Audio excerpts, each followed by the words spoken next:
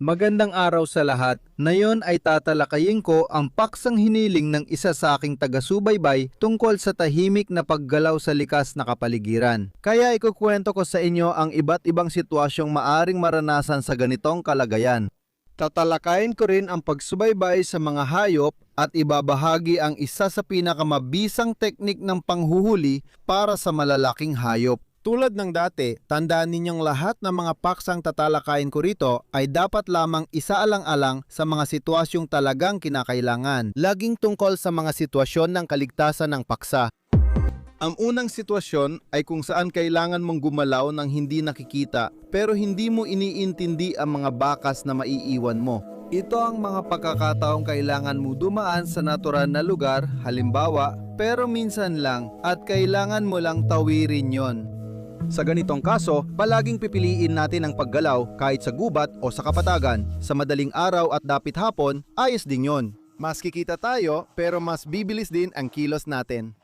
Sa gabi, kailangan gumamit ng headlamp na may pulang ilaw na bubuksan natin paminsan-minsan para mas maging maingat at hindi kapansin-pansin. Para mapanatili ang magandang pag-aangkop ng mata sa gabi, kaysa sa puting ilaw na maaaring makabulag matapos patayin, maaaring gumamit ng night vision equipment na kapaki-pakinabang at epektibo sa ilang sitwasyon. Ang pangalawang sitwasyon ay kung kailangan mong gumalaw sa isang lugar nang hindi nag-iiwan ng bakas, kaya dapat kang maglakad sa labas ng mga daanan ng maingat.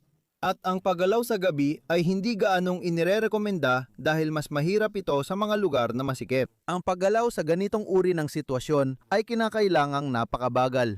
Maaari kang gumamit ng baston o sanga, syempre, upang mabura ang iyong mga bakas o maitayo muli ang mga damo sa likod mo. Pero kailangan mong malaman na mas mahirap burahin ang mga bakas kaysa itayo muli ang mga damo. Ngunit isa itong napakagandang ersisyo.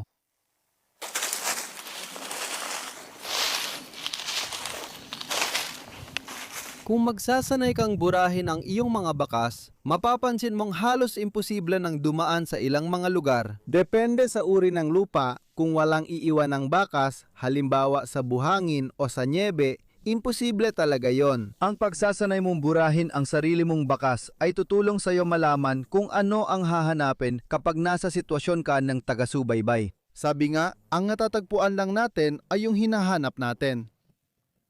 Tandaan na ang bihasa sa pagsubaybay, may-ari ng lupa o naninirahan sa mabangis na lugar kahit saan sa mundo. Palaging mapapansin ang mga palatandaan ng pagdaan sa lugar na siya ang nagbabantay. Ngayon, punta tayo sa ikatlong sitwasyon. Kaya, ito ay isa pa ring sitwasyon kung saan kailangan mong gumalaw sa natural na kapaligiran pero sa pagkakataong ito, upang makaiwas sa mga aso, kailangan mong dumaan sa ilalim ng hangin ng mga tirahan at kulungan kung saan naroroon ang mga aso. Dadaan ka sa kabilang panig, taliwas sa direksyon ng hangin. Pagkatapos, iwasan ang pagbubungkan ng lupa, pagputol ng mga sanga at pagdurog ng damo. Dahil maraming amoy ito at dito hindi nagkakamali ang mga aso. Sa kabilang banda, positibo ang ambon dahil nagpapahina ito ng amoy. Kapag umuulan, hindi ganong epektibo ang mga aso at madalas silang dumaan sa mga daan. Kapag malakas ang ulan, maraming aso ang mas pipiliing manatili sa silungan. Kapag mainit, nililimitahan ng mga aso ang pagdalaw nila sa umaga at gabi. Madalas, pag madilim ang gabi, mas pinitili nilang dumaan sa mga daan at nag-iingat sa masukal na lugar. Ang pinakamainam, kung gusto mong hindi mapansin ng mga aso, ay gumalaw sa gabi na madilim, umuulan, at may kaunting hangin. Siguraduhin lang na ikaw ay nasa direksyon ng hangin mula sa kanila para makalusot ka.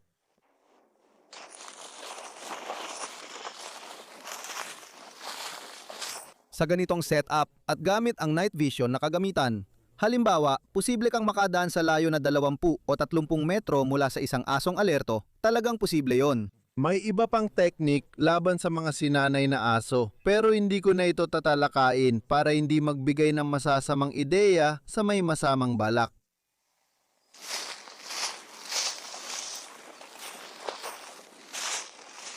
Isa pang sitwasyon kung kailangang gumalaw ng palihim ay kapag may force majeure o survival situation. Ito ay kapag gusto mong iwasan na mapansin ka ng mga hayop na gusto mong hulihin o barilin para makakain.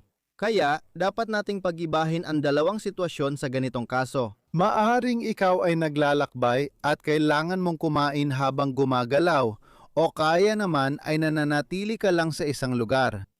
Pinaka-epektibo ang pangaso habang naglalakbay dahil wala ka talagang ibang opsyon kung magtatagal ka sa isang lugar. Sa kabilang banda, ang paggamit ng bitag ang pinakadiskreto at nagbibigay ng pinakamagandang resulta, walang panganib at hindi nakakapagod.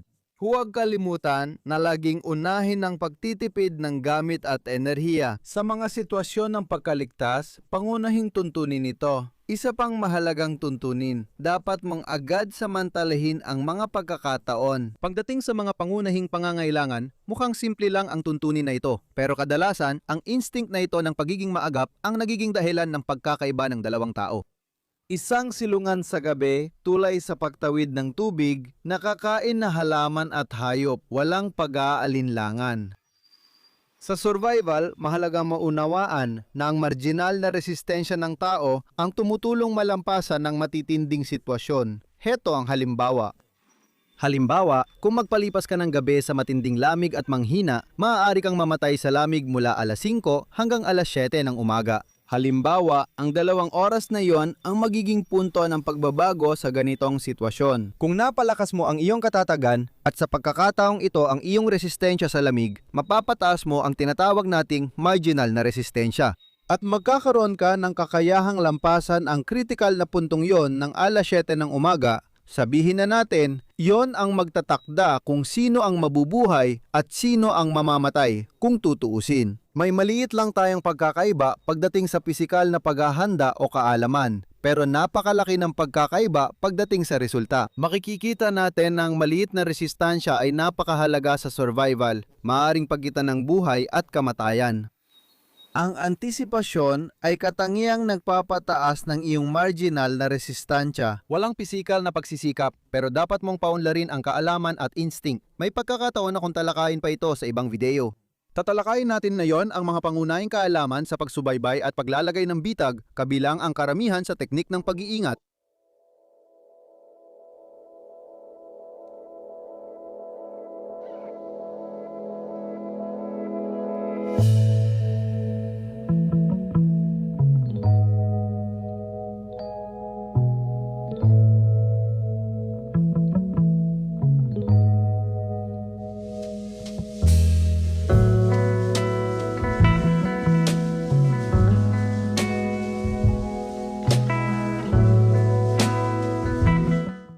Para mahuli ang mababangis na hayop, mag-focus sa kanilang dinadaanan, kadalasang ay maliliit na daan tinatawag na kuli. Maaaring sabihin na karamihan sa mga hayop, mapaligaw man o mapaminsala, ay gumagamit ng parehong mga daanan, mapaggubat man o kapatagan. Medyo taliwas ito sa inaasahan, pero tandaan din na halos pare-pareho lang ang sukat ng mga kuli kahit na ito ay dinadaanan ng malalaki o maliliit na hayop. Para di mapansin ng mga hayop, huwag maglakad sa mga kuli at iwasan ang pagbabago sa natural na paligid. Karaniwan, lumapit ng patagilid sa kuli sa ilalim ng hangin. Kung mag-iwan ka ng bitag, huwag kang magtagal sa lugar ng bitagan. Huwag na huwag mong gagalawin ang lupa, huwag magputol ng damo, kundi itayo mo ito gamit ang isang patpat kung naapakan mo ito, at huwag magputol ng mga sanga o halaman sa lugar.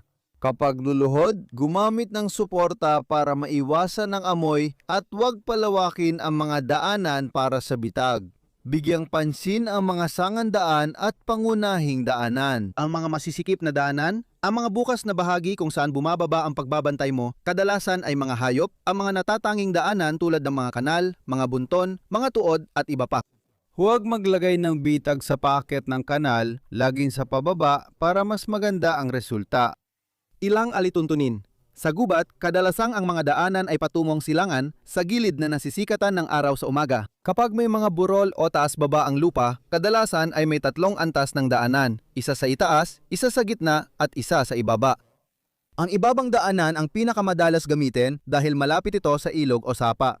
Lagi kang makakakita ng maraming daanan papunta sa mga ilog o sapa na maaring magsabi sa iyo kung anong direksyon ang dapat tahakin. Sa isang sitwasyon ng kaligtasan, para makahanap ng tubig, maganda itong palatandaan. Ang mga daanan sa gilid ng gubat ay kadalasang dinadaanan ng mga mababangis na hayop.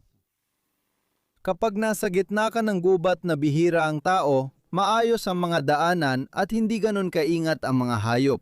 May kalamangan at kahinaan, mas madali mo silang malansi. Pero kailangan mo maging sobrang maingat dahil ang mga hayop sa mga lugar na yon ay sobrang sensitibo sa mga pagbabago sa kanilang paligid at sobrang sensitibo rin sa mga kakaibang amoy. Dayun din, may iba pang mga pangkalahatang kaalaman tungkol sa pagiging alerto ng mga hayop. Depende sa sitwasyon, tandaan na kapag lumalabas sila mula sa kanilang mga taguan, pinakamataas ang kanilang pag-iingat. Kadalasan ito ay sa gabi. Habang gumagalaw malapit sa kanilang mga taguan, mataas din ang kanilang pag-iingat. Habang gumagalaw sa ilalim ng mga puno, katamtaman ang kanilang pag-iingat at habang gumagalaw sa bukas na lugar, mababa ang kanilang pag-iingat dahil malayo ang kanilang tanaw at kapag pabalik na sila sa lungga o taguan, katamtaman ang kanilang pag-iingat. Kapag umuulan, mas hindi sila maingat at mahina ang pang-amoy nila. Ang ambon at ulap ay nagpapabagal sa kanila. Natatakot sila sa malakas na hangin at palaging lumalabas pagkatapos ng bagyo.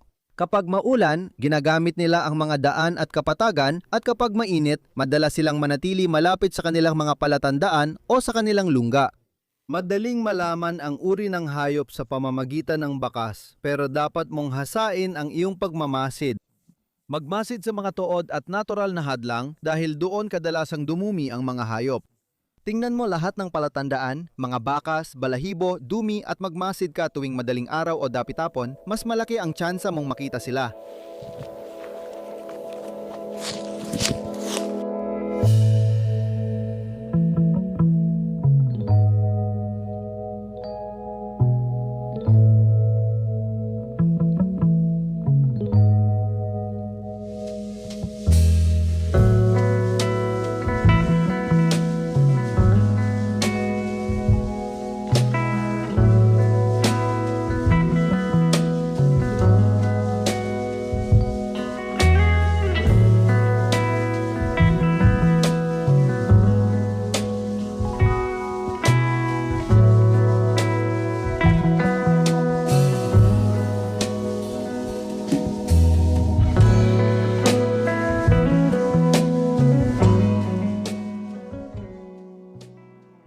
Isang interesante lugar ito. Sa pagsusuri, makikita mong may daanan dito na madalas gamitin, kaya ito ang pangunahing daanan. At kaya, sa likod ko, may mga malalawak na lugar at sa harap ko naman, naroon ang makapal na gubat. Kita mo talaga na dito, may lugar kung saan tumitigil ang mga hayop at pagkatapos ay dito sila dumadaan. Dahil maraming bakas, nakikita ko na lahat ng bakas ay pare-pareho ang direksyon. Ibig sabihin, dumadaan sila sa direksyong iyon. Kaya malamang na ito ay isang daanan tuwing umaga. Sa totoo lang, ito ay pabalik na sila papunta sa kanilang mga taguan. Kaya, dahil nandun ang kagubatan, ang mga hayop ay kumakain sa gabi sa mga lugar na may mga clearing at bumabalik sila sa kanilang mga taguan pagsapit ng umaga.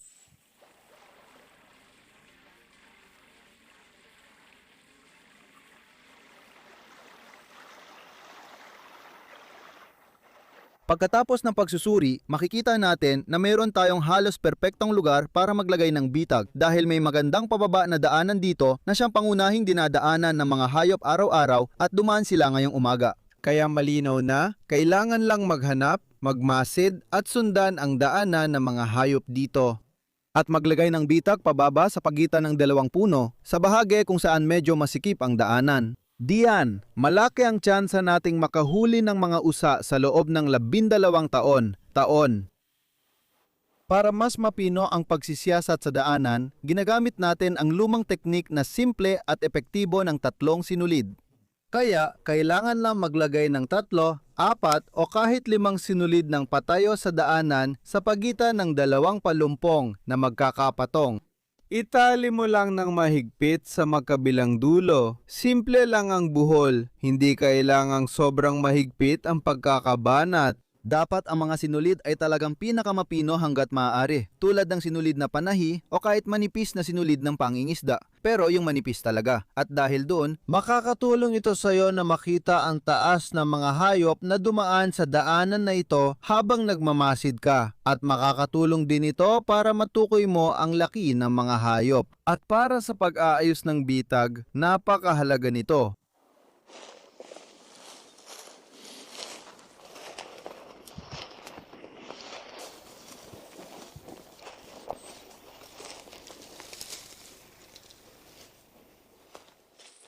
dito, nasa isang pangunahing daanan ako napapasok sa gubat. Dito, doon, mayroon kayong isang malinaw na bahagi.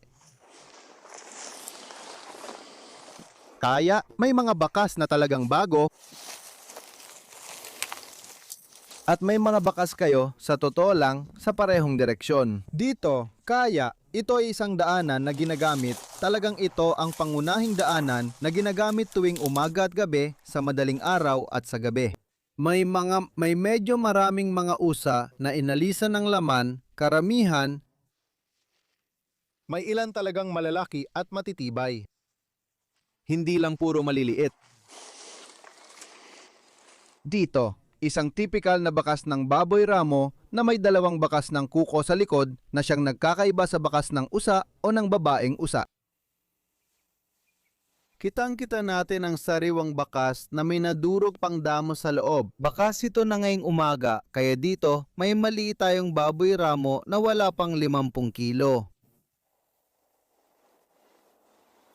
Ipakikita ko ngayon ang pangunahing teknik sa paghuli ng malalaking hayop na madalas kong nakita sa Cote d'Ivoire, sa hangganan ng Liberia, lalo na sa gitna ng tropikal na kagubatan.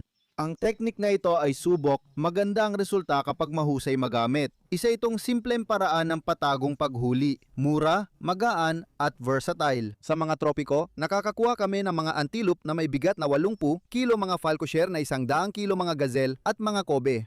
Sa ating latitude, walang problema sa paghuli ng baboy ramo, usa badger at nutria. Kaya, dapat nating malaman na ang ganitong uri ng pandikit ay isang patibong na hindi namimili, ibig sabihin, mahuhuli nito ang kahit anong dadaan sa daanan, walang pinipili, basta na ilagay ito sa tamang taas. Responsibilidad ng manghuhuli na ayusin ng tama based sa mga hayop na nakita habang naghahanda. Huwag ninyong kalimutan na ang panghuhuli sa Pransya ay mahigpit na pinamamahalaan at tanging ang mga lisensyadong manghuhuli lamang ang may karapatang maglagay ng mga patibong. Sa Aprika, madalas matagpuan ang nahuling hayop na kinain na ng mababangis na hayop. Kaya maagang-maaga sa umaga, ang tamang gawain ay maglagay ng mga patibong sa gabi at kunin ang mga ito pagsikat ng araw. Ngayon, dadako na tayo sa aktual na paggawa. Kaya, gagamit ako ng isang piraso na matagal nang nasa labas, sa ilalim ng silungan, sa loob ng maraming buwan. Kailangan mag-ingat kayo kapag tinatapos ninyo ang mga dulo, lalo na kapag sinusunog ninyo ang mga ito. Siguraduhin ninyong gawin ito ng maaga dahil kahit kaunting amoy ng sunog ay maaring maamoy ng lahat ng mga hayop sa kagubatan. Madali silang maamoy, ito ay 8M na dulo, karaniwan lang. Kaya kapag naglalagay kayo ng bitag, mag-ingat na huwag mag-iwan ng amoy at manatili lamang doon ng pinakamabilis hanggat maaari. Kaya titignan natin ang buhol na napakahalaga syempre at medyo madali lang gawin. Kaya gagawa kayo ng isang loop at pagkatapos 3 beses ninyong ipapadaan sa ibabaw. Pagkatapos ipapasok ninyo ulit sa loop at ipapasok ninyo sa loob.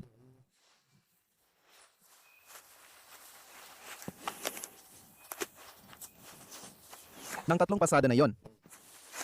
Pagkatapos, higpitan ninyo ang buhol. Ayan, may mahigpit na buhol na kayo. Pero halos kusa na itong naglalak. Kaya, hindi ito ang mismong maghihigpit agad. Sa totoo lang, ipapasok mo ulit ang unang hiblas sa loob. Dapat madulas at madaling gumalaw.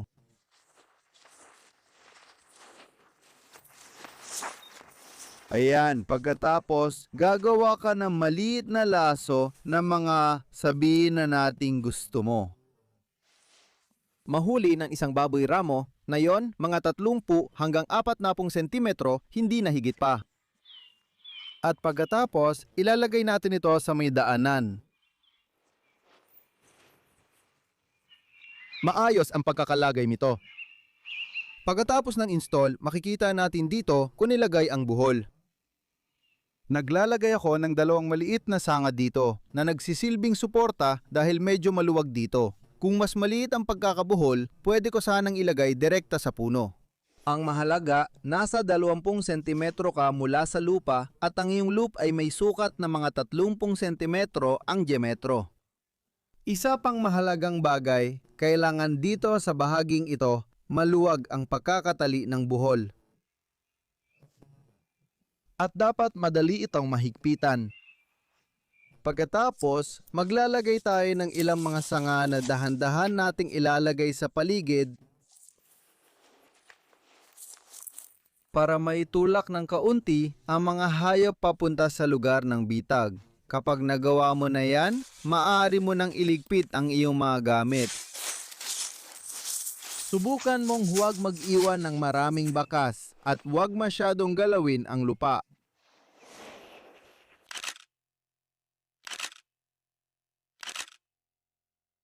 Makikita ninyo na malawak ang paksa ng pagbibitag at marami pang pwedeng talakayin batay sa mga palatandaang ito. Pwede kang magkaroon ng natatanging instinct kahit hindi direktang pagbibitag ang tema mo. Tandaan, kapag pinagsama ang mga palatandaang ito, magbabago na ang paraan ninyo ng pakikisalamuha sa kalikasan. Kung may mga paksa kayong interesado at saklaw ng aking kaalaman, huwag kayong mag-atubiling sabihin ito sa mga komento. Gagawan ko kayo ng video tungkol dito.